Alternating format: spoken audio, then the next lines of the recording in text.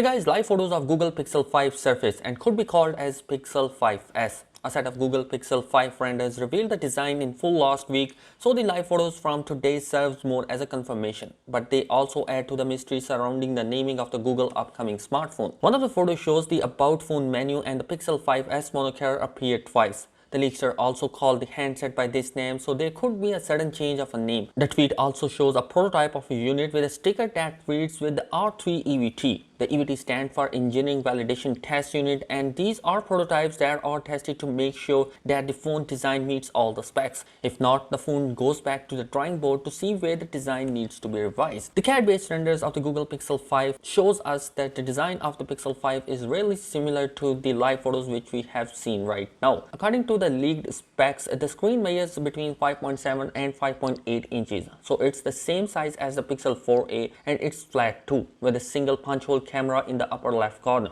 Notably, the soli radar from the Pixel 4 seems to be missing, and the physical fingerprint scanner on the back side pretty much confirms that we don't have any Face ID scanner this time around. The back is a home to Square Camera Island, which houses an extra lens. Next to that is a fingerprint reader, and that's right, this year Google is going to be towards the budget route. This includes using a Snapdragon 765G chipset instead of the 800 series chipset.